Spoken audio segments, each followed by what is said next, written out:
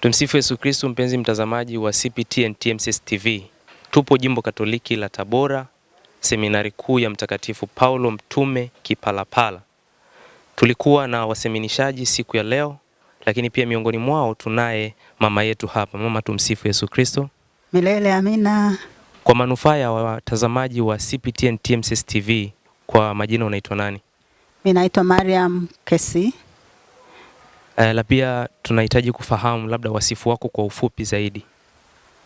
Wasifu wangu kwa ufupi ni nimezaliwa mwaka 1961, kidogo kabla ya uhuru, mwezi Septemba. Nimesoma elimu ya msingi, elimu ya sekondari shule ya wasichana Weruweru. Nimezaliwa mkoa wa Kilimanjaro katika wilaya ya Mwanga, kijiji kinaitwa Kisangaraju. Baada ya sekondari nimesoma sekondari pia ya Zanaki. Wakati nasoma Zanaki nilishiriki sana katika kamati ya taifa ya TYCS. Na baada ya hapo nikaenda chuo kikuu, na kwa sababu nimeshakuwa mwana familia wa TYCS kamati ya taifa, niliendelea kuwa karibu nao sana ofisi ya taifa ya TYCS. Kwa hivyo wakati naendelea na utume masomo chuo kikuu cha Dar es Salaam BCom Marketing, nilikuwa bado naendelea na utume wa TYCS, lakini vile vile wakati ule tulikuwepo na chama cha kitume kinaitwa TMCS. TMCS wakati tunaita IMCS. IMCS. Kwa hiyo nilikuwa pia mwanachama wa IMCS, ilikuwa sio active sana.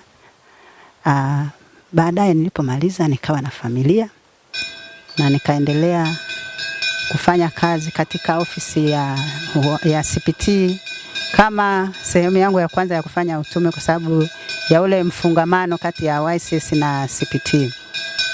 Kwa hiyo nikadumu pale katika utume kuanzia mwaka 91 hivi mpaka leo niko katika ofisi ya utume wa CPT. Ninaendelea na utume wa CPT.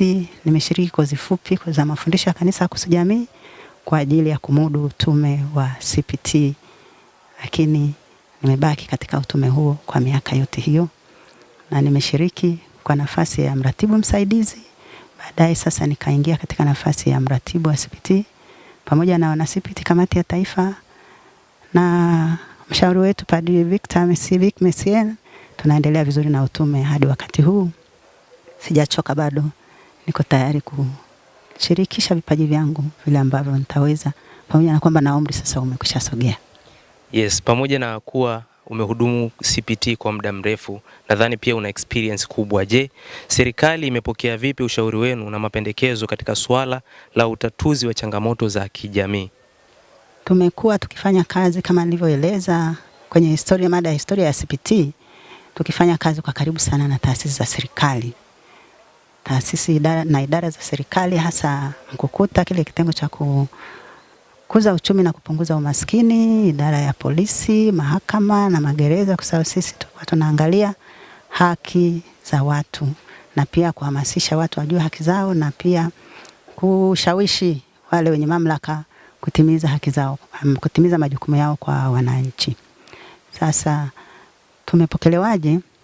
Kwa kweli kuna vipindi tumekuwa tukipokelewa vizuri, tukifanya kazi kama wamoja, wenye nia moja na lengo moja. Unajua dhima ya serikali na dhima ya vikundi hivi vya kidini au tuseme taasisi za dini ni ile ile ya kumhudumia mwanadamu. Tunatofautiana tu zile approach, lakini nia na lengo ni moja, kumhudumia mwanadamu. Kwa hivyo tunapokaa na watu wa magereza, tunapokaa na watu wa mahakama, tunapokaa na watu na idara ya polisi, wote tunazungumza lugha moja ya kutaka uadilifu katika utendaji wao, kusudi dhima za kuanzishwa hizo idara nazo ziweze kutekelezeka, na hivyo dhima za kuanzishwa idara hizo ni kwa manufaa ya watu na ni kwa maslahi ya watu, na ndicho tulichokuwa tunaendelea kumbushana. Kwa hiyo mara kwa mara tumepokelewa vizuri, hata pale tupokuta uongozi sio wa Katoliki wenzetu wametupokea vizuri. Tumefika katika magereza, kutembelea magereza, tunakutana na wakuu wa magereza ambao pengine ni dini tofauti kabisa. Tumekuwa tukipokelewa vizuri kwa sababu ajenda yetu sio imani Katoliki, ni misingi ya imani Katoliki ambayo inatupeleka katika kumhudumia mwanadamu, na wanadamu wetu na asili yetu wanadamu na mahitaji yetu hauna dini, ni yale yale kwa kila mwanadamu kadiri tulivyoumbwa kwa utashi wa Mwenyezi Mungu. Labda wanasema kwamba sehemu yoyote yenye mafanikio chanya hayakosi changamoto. Na je, ni changamoto zipi ambazo huwa mmekumbana nazo pale ambapo mnajaribu kuishirikisha serikali juu ya utatuzi wa hizi changamoto za kijamii? Tunakutana na changamoto kwa sababu wenzetu daima wanafanya kazi pia katika utaratibu na sheria zinazowaongoza, lakini pia katika serikali kuna kitu kinaitwa collective responsibility. Kwa hiyo unakuta kama mmoja wapo ambaye ndio mwenye mamlaka ya juu hajatuelewa vizuri, inakuwa vigumu wale ambao wako chini yake, hata kama wangelipenda twende pamoja nao tuelewane vizuri na tufanye jambo la kusaidiana, linakwama. Kwa hivyo changamoto ambazo tumezikuta ni hizo tu za kutofautiana hapa na pale uongozi wa idara yenyewe husika, lakini mara nyingi wamekiri kwamba maoni tunayoleta CPT ni maoni mazuri, yanasaidia jamii. Lakini vile vile kumbuka kwamba serikali ndani yake kuna siasa. Kwa hiyo siasa mara nyingine inakuwa na nguvu kuliko utaalamu. Kwa hivyo tunaposhauriana na wale watendaji tukakubaliana jambo twende hivi, wanasiasa wanaweza akaja pia na jambo lao lingine kwa maslahi yao ya kisiasa. Kwa hivyo hapo tunakwama. Nitatoa mfano mmoja mzuri sana ambapo CPT tulikuwa na tafakari za kipekee na kikundi cha wana CPT Bunge kwa ajili ya kuhamasisha wanasiasa kuinjilisha siasa. Wakatoliki wenzetu na Wakristo wenzetu wa Bunge kwenda na injili katika utendaji wao, tunu za kiinjili ambazo zinalenga kuboresha maisha ya watu na zinalenga zile tunu za mafundisho ya kanisa kuhusu jamii tulizoeleza. Lakini wakati tunakwenda kupeleka hayo, basi ikawa kuna ile shida ya kueleweka sasa na kupokeleka katika urahisi ilivyopasa. Kwa hivyo lakini unapokwama inabidi kurudi nyuma na kujipanga upya na kusonga mbele, kuja na mbinu nyingine. Kwa hiyo changamoto tumekuwa tukikutana nazo bila kukata tamaa. Lakini pia miongoni mwa changamoto ambazo zinaikumba jamii au masuala ya kijamii ni kwamba kuna changamoto ya umasikini. Je, ni mikakati ipi kama CPT ambayo mmeiweka juu ya kupambana na hili swala la umasikini ambayo ni changamoto kubwa inaikumba jamii yetu ya Tanzania na dunia huenda au ulimwengu wote kwa jumla? Changamoto ya umasikini imekuwa kweli ni sugu na ni changamoto ambayo inakwamisha mengi. Na changamoto hii kwa mtazamo wetu tunaona inatoka pande zote mbili, kwa watawala na viongozi, lakini inatoka pia kwa upande wa wananchi wenyewe, malezi. Tumezungumzia habari ya malezi na changamoto zake. Kama ninyi vijana hapa mnahangaika, mnajituma, mnatumia nguvu zenu na muda wenu, lakini hapo kuna asilimia kubwa ya vijana ambao hawajitambui wafanye nini. Hata ukiwapa kazi, kuna padi moja anapenda kusema kuna kukosa ajira, lakini kuna kutoajirika.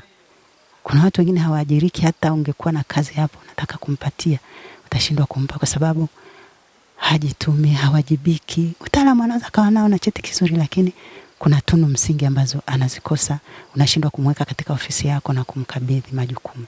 Kwa hivyo sisi tunahangaikia swala hili la umaskini, tukiwahamasisha pia watu kujiunga katika vikundi, kukusanya kuweka nguvu zao pamoja, na pia kuwa na ile sifa ya uaminifu, sifa ya kujituma. Lakini pia tunalobi kwenye serikali kuangalia sera rafiki na pia mapato ya taifa kuwafikia pia watu wanyonge na wa kawaida, kuliko pale ambapo wengi wanajichotea sehemu iliyo kubwa ya mapato kwa ajili yao. Ndio maana nilisema kikundi cha CPT Bunge tulichokuwa nacho tulikwama mahala fulani kwa sababu wanasiasa wana maslahi yao. Kwa hivyo ilibidi wameanza kukinzana wenyewe kwa wenyewe katika viongozi wa kile kikundi, maana kulikuwa na wanachama wa Chadema, wanachama wa vyama vyote walikuwepo pale na wa CCM kwenye kile kikundi chetu, lakini wakaanza kusigana kwa maslahi ya kisiasa. Yale majadiliano na mashauriano na uimarishaji wa siasa adilifu katika kupitia wabunge wa Katoliki wenzetu ikawa sasa inapata kamkwamo fulani. Kwa hivyo sisi tunaendelea kwa upande wa serikali kuhakikisha na kuhimiza rasilimali zitumike kwa maslahi ya watu. Sababu Tanzania ni tajiri, kwa nini watu wetu ni maskini?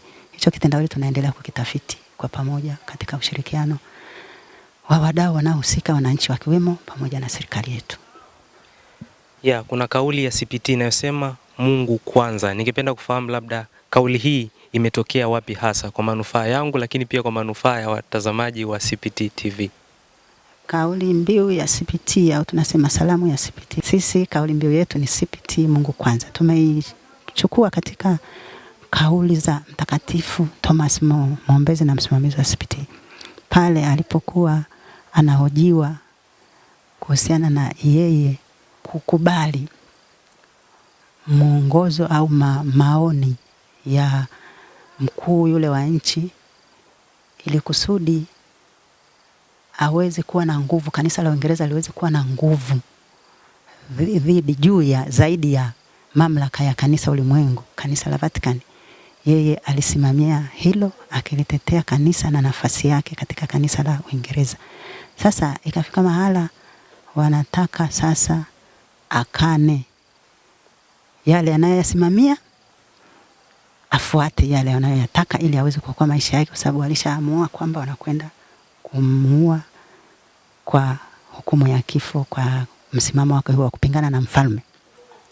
Kwa hivyo ile kauli yake tumeibeba, aliyosema, mimi mfalme na kuheshimu, lakini siwezi kufuata maoni yako nikaacha maoni ya Mungu. Lazima nisimame katika mafundisho na maoni ya Mungu kabla ya maoni yako wewe mfalme. Wewe mfalme uko chini ya Mungu, kwa hivyo siwezi kukuheshimu wewe nikasahau yale ambayo Mungu ndiye anayataka.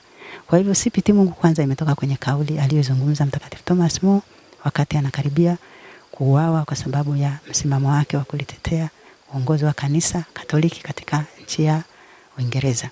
Na tumeibeba hiyo kauli kwa sababu inatusaidia sisi CPT katika kubaki na msimamo hata tunapoyumbishwa na watawala, hata tunapoyumbishwa na wanasiasa, na mara nyingine hata tunapojaribu kushauri kanisa juu ya mambo msingi ambayo ndio vipaumbele vya Kristo na vipaumbele vya kanisa na tunaviacha.